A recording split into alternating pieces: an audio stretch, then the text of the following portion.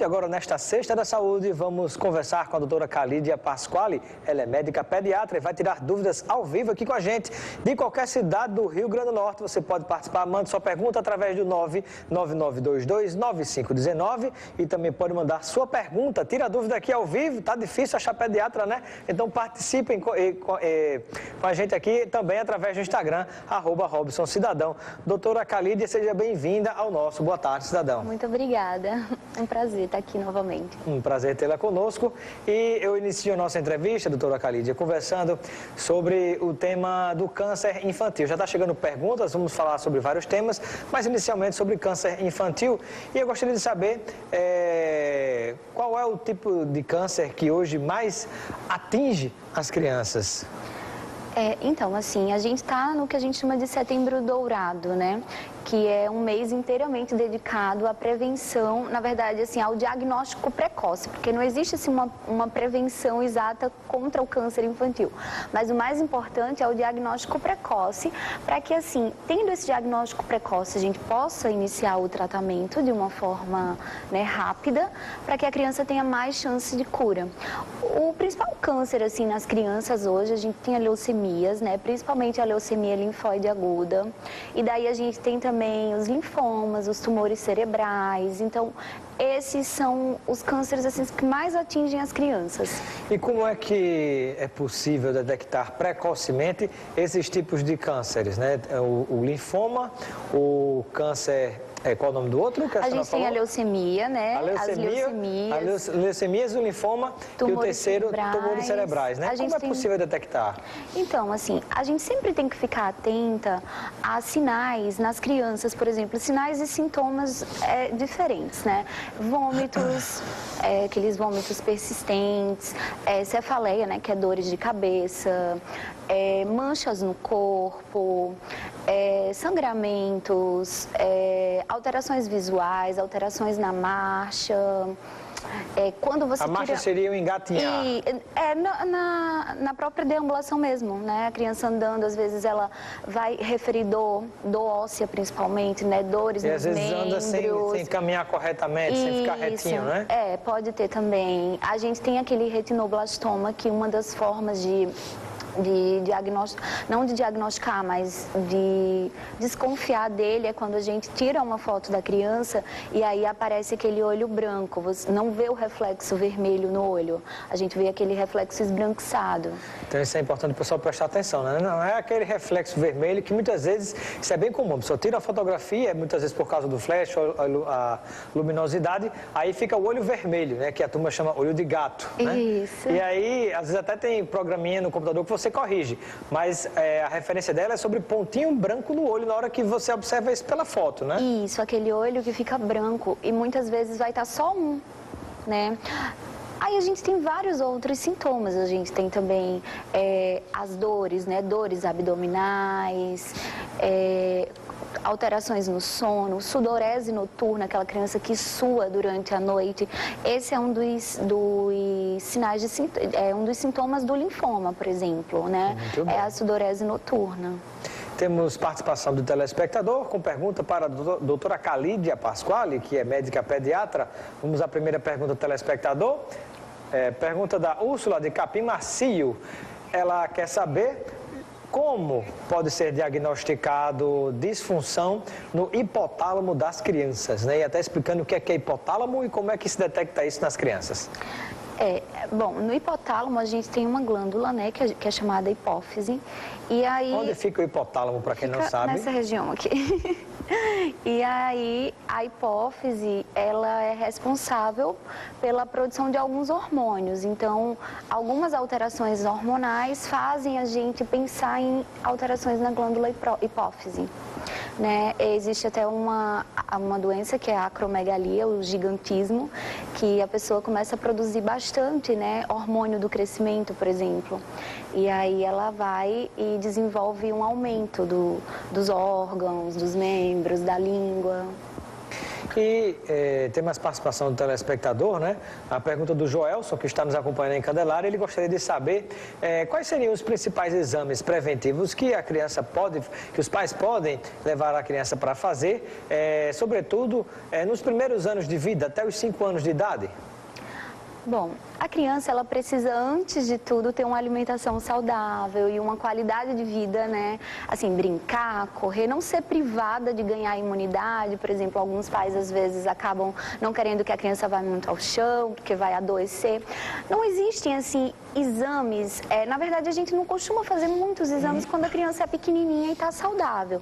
Geralmente, a gente colhe os primeiros exames após o primeiro ano de vida, né? Após um aninho, se a gente suspeita de uma anemia, por exemplo, e aí também pode fazer exames de urina, de fezes. Geralmente a gente seguia muito mais com uma suspeita. E aí, à medida que ela vai crescendo, a gente pode fazer alguns exames de rotina, mas assim, de preferência anual. E o importante é observar sempre. Sim, né? E principalmente ficar atenta às alterações nas crianças, como, por exemplo, essas alterações que eu falei, né? Que são alterações que mostram que alguma coisa está diferente. E que muitas vezes os pais, no dia a dia, tão corridos, cuidando de trabalho, de uma série de outras coisas, esquece de prestar atenção nos detalhes da criança e às vezes você pode até prevenir algo que está para acontecer com rapidez, mas se você não presta atenção, aquele problema pode se agravar. E também valorizar os sintomas das crianças, né? Porque às vezes a criança fala, eu tô com dor na minha barriga. E às vezes o pai ou a mãe pode achar que ela não tá exatamente. Que é uma besteira, só foi uma coisa que ela comeu, né? Exatamente. Então, se for uma coisa que persiste, outra coisa a ser valorizada também é a febre, né? Aquela criança que começa a ter febre, sem estar numa infecção, sem causa aparente, por exemplo. E aí a febre é um sinal que também precisa ser valorizado. Para o câncer também, alguns cânceres, eles costumam também aparecer com febre. Muito bem. E um detalhe também importantíssimo é sobre a alimentação das crianças. Hoje em dia, é só a criança chorar um pouquinho e que o pai dá refrigerante, batata frita, hambúrguer, frituras, né, ketchup, maionese, mostarda, entope de manteiga e sal, né? O que é que você está criando ali, né? Com uma plantinha que, se você não der o adubo correto, né, ela pode vir a morrer, né? Exatamente. Até em São Paulo está circulando também o Setembro Verde, que é exatamente contra a prevenção da obesidade infantil, porque hoje a gente tem muitas crianças obesas, né, exatamente por hábitos alimentares inadequados, como refrigerantes, frituras, e aí a mãe acaba substituindo, a mãe e o pai substituem os alimentos saudáveis, né, por vontade da criança, às vezes não insiste muito. E às vezes a criança também foi viciada pelos pais, né? Isso, exatamente. Às vezes a pessoa fala, a criança não gosta de verdura, de tomate, de alface, uma série de coisas, mas também a gente tem que parar e perguntar, será que ela foi educada a comer aquilo? Ou quer que deram primeiro um chocolate, um confeito, um chiclete, uma pastilha, uma bagana, como se diz no popular, né? Se você começa a educar a criança com alimentação diferente, com o passar do tempo, ela já vai agir naturalmente com a alimentação saudável. Exatamente. Se ela prova verduras e frutas, ela vai gostar de frutas e verduras. É tanto que doces, a gente só recomenda que a criança, que seja introduzido açúcar na dieta da criança após o 2º ano de vida, porque ela já tem um paladar formado, então ela já consegue gostar mais das coisas saudáveis e não vai ficar tão fervorosa por doces. Muito bem. E temos a pergunta da Maria Clara, diz que teve filho recentemente, cerca de 6 meses, e quer saber, né, é correto ou não dar chupeta e até que idade? Ela está em Capim Macio. Então, a chupeta ela é um pouquinho controversa, né? Mas o bom de saber, o que a gente mais precisa saber é que a chupeta, ela pode trazer para a criança uma confusão de bicos. Aquela criança que pega a chupeta, então ela tem que começar a chupeta já com o aleitamento materno bem introduzido, para que ela não confunda o bico do peito com o bico da chupeta e aí atrapalhe na amamentação. A gente sabe que a chupeta é uma das para prevenir a morte súbita do lactente, né? Que eu até já falei da outra vez que eu vim, porque o mecanismo da sucção faz com que o sistema circulatório da criança se ative, então ajuda nessa prevenção dessa morte súbita, que ainda não tem causa muito definida, e também até a questão do sufocamento na hora que a criança está dormindo. Então coloca a chupeta quando para a criança dormir. Se for muito pequenininho, alguns estudos defendem que pode trazer esse tipo de benefício. E a chupeta, ela deve, quando introduzida, ser retirada até no máximo 2 anos de idade, que é para que a criança não fique com consequências, né, daquele uso da chupeta, como alterações dentárias, alterações respiratórias. Fica uma a história criança... do dentuço, como se fala no popular, né? Ele muitas vezes é originado do uso excessivo da chupeta, né? Isso, e uma criança também infantilizada, né? Que fica com alteração na voz e atrapalha no desenvolvimento de alguma forma também. Verdade. Temos participação do telespectador, né? Nicole de Candelária. Ela disse que tem uma amiga que estava grávida e durante o pré-natal não conseguiram identificar cardiopatia no bebê. E nessa situação chegou a uma evolução tal que o bebê acabou morrendo porque não foi diagnosticado no período correto. Ela quer saber por que isso aconteceu e como é que não conseguiram identificar isso no pré-natal. Olha só, as principais cardiopatias congênitas, né? A gente identifica geralmente quando o bebê nasce, a gente faz nas primeiras, entre 24 e 48 horas de vida, é feito o teste de coraçãozinho.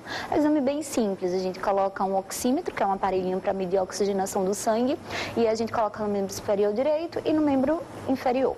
E aí a gente vai ver a diferença, né? Se a criança tiver uma diferença a partir de 3 pontos ou abaixo de 95%, aí a gente precisa investigar através de um ecocardiograma, que é um aparelhinho que a gente vai fazer, tipo uma ultrassonografia do coração, vamos dizer assim. É um ecocardiograma, e daí a gente vai ver se a criança tem algumas alterações. Outra forma também é através da ausculta cardíaca, né? Quando o bebezinho nasce, a gente faz a ausculta. Se tiver sopro, alguma alteração, a gente também pede o ecocardiograma. Mas sempre quando nasce, não é possível no pré-natal descobrir ou imaginar algo nesse sentido? No pré-natal, se for uma alteração muito grosseira, né? Uma alteração muito evidente, talvez existe também a ultrassonografia morfológica, né? Que é feita também na 20ª semana, a partir da 21ª semana de gestação. Então, isso aí a gente consegue, se for uma alteração muito intensa, ver alguma coisa. Mas as principais cardiopatias, as mais comuns, né, elas são diagnosticadas nesse período pós-natal. Estamos conversando com a doutora Calidia Pasquale, ela é médica pediatra no nosso Boa Tarde Cidadão ao vivo. Temos pergunta da Flávia, lá do Bosque das Colinas, em São José do Mipibu. Muito bem, já tinha chegado pergunta de todos os municípios da Grande Natal, mas não tinha aparecido pergunta por aqui de São José. Um abraço ao Bastinho da Cigarreira, lá em São José do Mipibu. Ela disse que tem um filho de 5 anos que nunca chupou chupeta e ele já há 3 anos está com a mania de morder o lábio. Ela quer saber o que é que pode fazer, se tem como introduzir a chupeta, como a forma dele parar de morder o lábio, o que é que pode haver de recomendação nesse caso. Então, assim, introduzir a chupeta não, né? Porque se a criança não pega a chupeta nessa idade, não é uma idade para se reintroduzir a chupeta. Acho que mordendo o lábio, mordendo a chupeta, tem que saber o que é que está fazendo. Exato. O que é que está provocando que ela queira morder alguma coisa. Exato. Né? Às vezes um estado de ansiedade, seja pela chegada do irmãozinho, ou por alguma outra coisa, alguma outra perda na família, às vezes de um animal de estimação ou de algum parente. Então, muitas vezes a criança, ela entra num estado de ansiedade e aí ela acaba fazendo alguma coisa diferente, como morder o lábio pode ser uma delas. Algum medo, algum susto que ela possa ter tido, né? Algum tipo de pressão que sofreu, mesmo sendo criança também, né?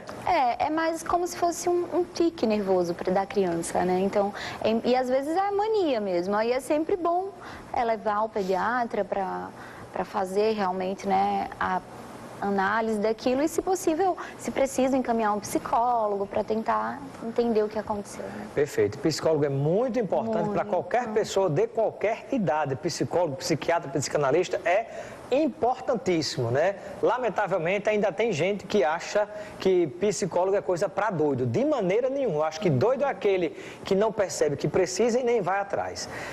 Pergunta da Maria Cristina, lá de Macaíba.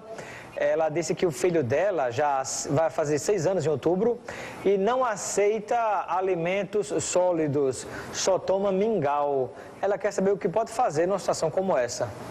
Olha, O primeiro passo, assim, isso tem que mudar, né? Porque o mingau nessa idade não vai mais trazer nenhuma substância para a criança. Então, provavelmente ele vai ter... Pode crescer desnutrida, né? Um déficit de nutrientes, anemia, né? Porque a criança nessa idade, ela vai precisar fazer as refeições, né? Almoço, café da manhã, lanche da manhã, jantar, entendeu? Todas as refeições, né? As 6 refeições que precisamos ao longo do dia. Então, é necessário, primeiro que tudo, assim, uma insistência, né? A criança, ela demora um pouco para aceitar o alimento quando insistido na primeira vez. Então, é insistir mesmo, não oferecer o mingau, tentar mesmo. Aí a criança fica um pouquinho com fome e vai pedir comida, e aí a gente sempre tentar oferecer comidas saudáveis, aos pouquinhos, e introduzindo principalmente o que a criança mais gosta, né? Muito bem. Mais pergunta, agora a pergunta vem da Fátima, lá de Pium. Ela quer saber o que é que uma criança que chupa o dedo pode ter de problema no futuro. Então, chupar o dedo lembra um pouco chupar a chupeta. E o dedo ainda se torna um pouquinho mais complicado, porque a criança está toda hora com o dedo na mão, né? Então, ela vai ter muito mais acesso ao dedo do que à chupeta. Se ele for Muitas vezes a mão você pega numa coisa, pega em outra, né? Está contaminado, pode dar um outro problema, né? Se ele for pequenininho, alguns estudos mostram que é necessário dar a chupeta naquele momento, quando é bebezinho, né? Para que ele esqueça o dedo e depois retire a chupeta também. Mas é necessário, né, ir distraindo a criança. Se ela já for maiorzinha, tentar fazer alguma troca, né, algum presente, se ela parar de chupar o dedo, porque assim, não é um hábito saudável, e algumas crescem e ficam muito tempo chupando o dedo. Pois é, não pode.